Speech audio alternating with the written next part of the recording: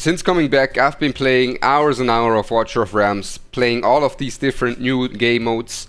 And playing all of that, I noticed a lot of good, but also some of the bad that I want to go into here today with you guys. So starting off with one of the major things that is going to be a good thing is going to be the characters. What do I mean by that? Simply put, the way this game has handled some of its older characters has been very, very amazing to see, through buffs, through their items as well. And even like you see a lot of characters that didn't have that much relevance like 1 year ago have gotten such an amazing glow up, right? For example, who do we have? Aylin. Now Aylin was inevitable that she will eventually become more meta, but that's not all, right? We have Kai, we have where do we have her? Sadie. We have so many units that had a glow up. And that is very important, as in some other games you have some characters, they are actually irrelevant by release, and then 1-2 months later they're power crept, they're out of the picture, they're gone. Here it's been pretty much the opposite. Now with Valera and Moradin's strength, we will have to see. Now I have my summons not done yet. I will do the summoning stream in a few hours. When you're seeing this, maybe I've done it, maybe it's live, check it out. But about Valera, about him, Moradin, we will need to see, but that's another positive, right? The tacticians, they have a good impact in the game, and they're going to be a healthy impact in the game in terms of theory crafting, in terms of versatility that you have to be able to create new strategies for different harder content. But on that note, we also have to consider the versatility of some of the content, because there has been a lot of new content added, right? We have the Malik trials, we have the Abyss, we have the new gear rates and so forth. And on that note, I have to say some of the content, the strategizing is subpar to what we've seen on previous content like the gear dungeons. On the gear dungeons we had a lot of different strategies. They were both very hard, but a lot of strategies. Now the new content, if we just go take a look at some of the new content, Gear 8 3. I haven't even done stage 22 because my gear isn't there, but basically the new content, it didn't really provide some crazy new strategies. It is mainly focused on having certain characters or not, or you're screwed. For example, the Gear 8 3 for stage 24, do you have Lady Alex? Do you not have her? Gear 8 1, also a gear check. Do you have some of the best AoE units with their lords? Of course, the lords are super important. If you don't have her, you kinda you're missing out. And especially on stage 24 on Gear 8 3 and the whole Lady Alexandria thing, I have to say there is a bit of an issue here. A bit of a negative here that I want to talk about, and that is when she came out, everyone was like, it takes way too long, right? It takes way too long to get Lady Alex.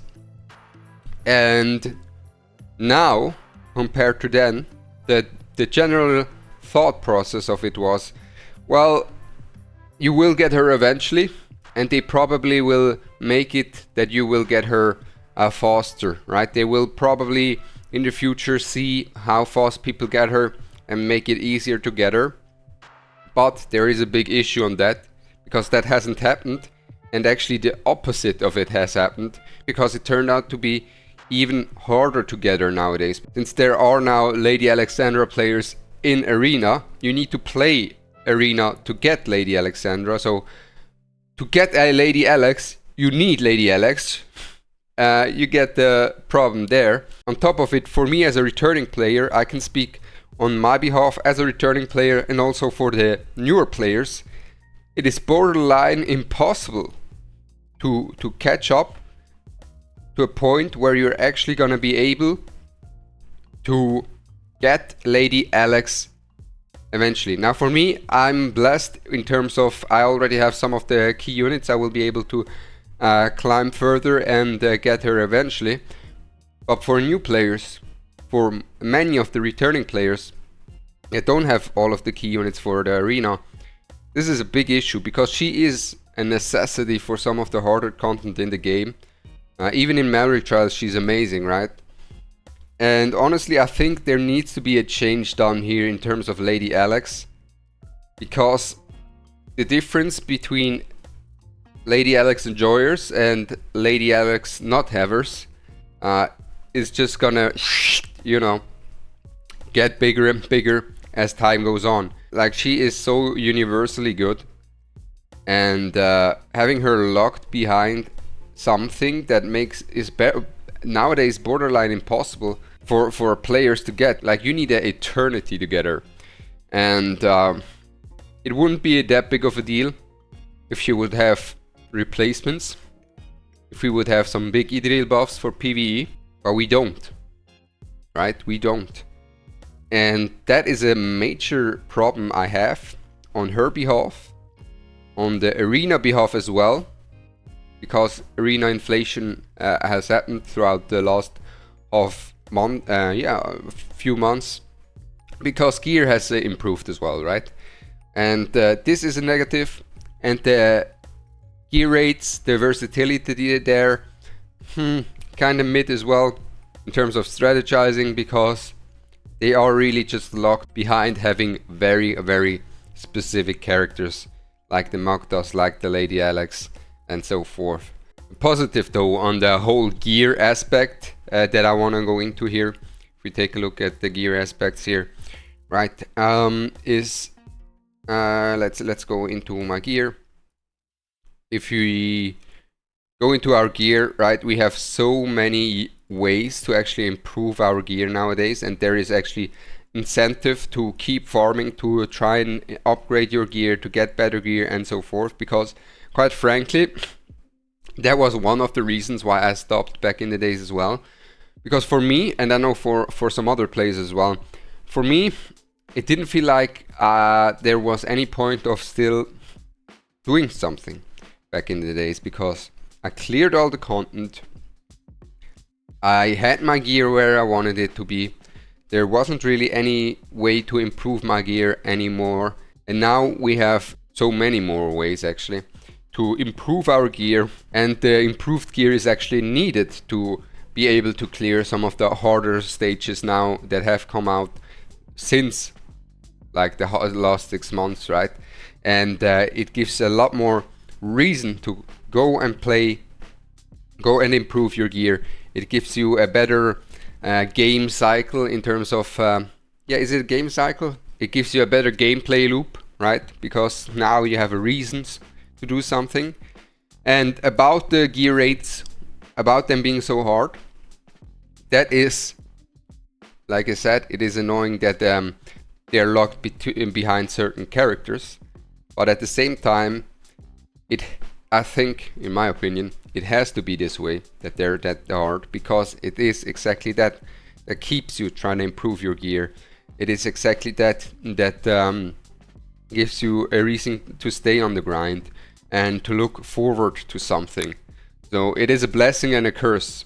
It is just that the versatility of strategies is not where I would love them to be at this point. Whereas, for example, the Malik Trials, of course, they have a lot of versatility, right? They have a lot of versatility, mainly thanks to them being also super versatile, right? If we go take a look at the Malik Trials, they all have different conditionings, and they are probably one of the best additions, or my favorite addition actually, that has come since then, is definitely the Malik Trials, because they are so versatile. They have a lot of different strategy that you can actually think of.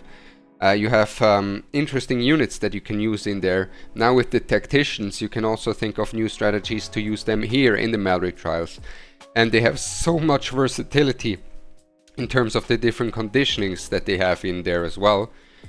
That is exactly the type of content that I like, right? That is exactly the type of content that is very enjoyable. That said though, you're only able to do them once, and then if you fail, you're cooked. Now I think that's the right play there, but the problem on that note is, when I went in there, right, I was like, okay, let me see if I find some proper Malik guides. You don't really see many guides, and understandably so, because there is so much versatility. You kind of would need to make a guide for like, you kind of would need to make like 50 different guides, and on top of that, how are you gonna make a guide for that if you cannot, okay, 50 guides is exaggerated, but you get the idea. And you cannot really make a guide since there is no way where you can practice these trials. Even on test servers, you can't really practice these trials simply because you do them once and they're gone. And you cannot theory craft as well as you would like to. Because it's on one side, it's nice to have something where you have a content that is hard, that has a lot of theory crafting in there. But on the other side, how are you gonna play that content when you cannot really go and test out things without being punished for trying out things, if you get what I mean with that. And there should be some kind of testing ground where you can just go in, test around with the Malik trials, and then afterwards you go into the real trial and use your knowledge that you've gotten from your testings. At least that's my opinion. I think that would improve, first up, the possibility for making guides, and on the second note, it would improve the overall ability and theory crafting that you can put in there in these Malik trials. Then in terms of one of the biggest positives, I have to say, it has to be Void Rift. Void Rift and also GVG. In terms of Void Rift and GVG, both of these, right, they really started to actually improve your time consuming stuff, right? Void Rift, doing a Void Rift every week when you've done it already 10 times, and eventually it became a chore. But now you just run around, you collect your rewards, do the bosses. It is time respecting, and that's something that I value a lot. And the same can be said with the GVG 5 attacks. I think 5 attacks is for me personally, I prefer it over 8 attacks, because it's just too much for me to do 8 attacks all the time. And I know some people do want to have 8 attacks now. In theory, they're planning to make it that the guild leader can give some of the players 8 attacks, which is nice. So the people that have time for 8 attacks will be able to have 8 attacks, and the guild leader can do some extra strategizing. And on the Guild Wars note, they have been really trying to play around with maps to not just give Ingrid free reign, because they kind of got in a bit of a problem with the Ingrid, right? Because the Ingrid just took over GVG. Now they tried on the new maps to not just give her free reign and let her take over every single map and take over every single defense like she did when she came out on the release. So that is another positive, and one of the biggest positives in my opinion. And then one thing that I have to say that I am skeptical of is the soul stones. How things have aged in terms of power creep and soul stones. Now usually you see more new units that are just broken, and here you saw not that crazy much of inflation of broken units, which I think is very nice, but you saw inflation of soul stones and soul stone necessity. And so far I think we're in a good spot, right? I think, you know, giving soul stones to your single target units for the Abyss, for Guild Boss 2, and some of the hard single target content, I can see that. But I think we could be going down a very dangerous path if this gets worse, because now they will start selling soul stones, and while that is widely accepted so far from the community, that can be dangerous. That can be a dangerous path, because when they see, oh, we made so much money with these soul stones, it's very easy for them to get greedy and start just selling soul stones everywhere, and kind of make it that you need A5 units And that is just something that I wanted to point out here as well, is something that you should not just blindly accept. You should be a bit wary about on that note, because it will give them short-term money, and maybe they will get blinded from that and think, oh wow, the Soulstones are so good, right? We're gonna sell them every single time now. And while this will give them a short-term money influx, I think in the long term it's gonna be unhealthy for the game. And that was already kind of my first impression here on what has changed. Now, holy, look at the Valk skin. Tell me this skin isn't just amazing. I love that skin. I usually don't buy skin in these games, but I just had to get this one. Anyways, that is it already from my side. It was just an overview on my findings, what I've seen so far in the game compared to 6 months ago. The good, but also some of the negatives I wanted to put out there.